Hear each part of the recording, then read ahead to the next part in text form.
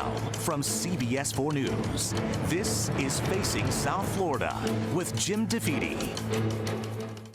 Welcome to Facing South Florida. I'm Jim DeFede, and anyone who knows me knows just how much I love NASCAR. Days of Thunder, obviously Tom Cruise's best movie ever. And as I'm sure you all know, today is the Daytona 500, the granddaddy of all stock car races. Now later in the show, we will look at how a South Florida state senator working with a NASCAR lobbyist got a multi-million-dollar tax break slipped into an 89-page bill designed to help working families. So basically, this is a multi-million-dollar tax subsidy. Basically, it's corporate welfare for billionaires. But we begin with Republican State Representative Danny Perez, who is in line to be Speaker of the House in just 2 years. We cover a lot of ground, including affordable housing. But we began with the recent special session on Disney, which had their taxing district threatened because Disney dared to criticize the governor over the so-called Don't Say Gay bill last year. This was not about Disney per se. This was making sure that accountability was put in place for the special districts in the Disney area. That's what this was about. I think we accomplished that in this bill. Danny, I gotta hold you there. You really, this wasn't about Disney? This was everything about Disney. Disney put out something about the, parental rights and education, the so-called Don't Say Gay bill. The governor didn't like it. And suddenly we had a special session with no advance warning and a bill to strip them of their status. Of course it was about Disney. All right, Jim, then I'm going to ask you this question. At the time that special district was dismembered and other special districts were also dismembered, i.e. water management districts, what's your reason for the dismemberment of the other special districts that weren't in Disney? You're going to blame those on the governor coming after Disney as well? No, I'm gonna say, I would argue that it was the governor saw an opportunity to exert even more influence over districts, use Disney as an excuse to not just go after his critic in Disney, but then extend his power even more. Jim, that's a stretch. Let's get down to the facts. Why was that done? That's the real question that should be asked. Why was that done? Well, it was done because we believe that accountability has to take place in special district. Disney, Reedy Creek being one of those. And we did that in this bill. Let's talk about what the bill did. What did this bill do? Well, amongst many things, we made sure that the 5 appointees or the board members of the special district were, yes, appointed by the governor, but that's the only talking point that's being thrown out to the media. What about the part where the Senate has to approve this, where the Republicans and the Democrats that are senators, state senators in the state of Florida, appointed by their constituents, voted by their constituents to be in this position, where they have to ask questions, have debate, and make sure that these 5 board members all get approved by the Senate. The accountability. Let's take that issue. Let's take that issue for a second, because I've heard you raise it before. So first off, Republicans have supermajorities in both the House and the Senate.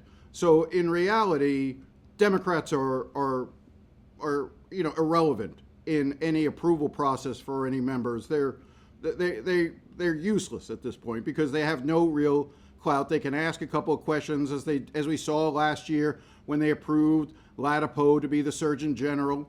But give me one example. Cite me one time the Florida Senate has said no to Governor Ron DeSantis, one of his appointees, or for that matter, anything that the governor has ever wanted. One time the Florida Senate, or the Florida House for that matter, stood up and said, no, we won't do that. There are plenty of those examples. And those examples, Jim, 2 things. I'm gonna start with the beginning of the premise of your question. Nowhere in the bill does it say that only a Republican governor will appoint these 5 board positions. It just says simply the governor. Nowhere in the bill does it say only if the majority of the Senate is Republican will the appointment process be ratified by the Senate. It doesn't say that. The day that there is a Democratic governor, the day that there is a majority in the Senate that is ran by the Democrats, the bill will stay the same. Are we going to fight like hell as Republicans for that never to happen? Absolutely. But this isn't a partisan bill. It simply says the governor, regardless if it's a Republican or a Democrat, will have that ability. It doesn't say that this is a DeSantis bill, but the narrative is so sexy to talk about that we get off the facts. And we got to go back to the actual facts. What's on the paper? What is in the bill? What is being voted on? It doesn't say anywhere in there that this is only for Governor Ron DeSantis. And there are many conversations, there are many bills that have changed from the inception of the bill to the final product. That's what the process is for. Can I go back and tell you this bill number and that bill number might have changed the policy through an amendment?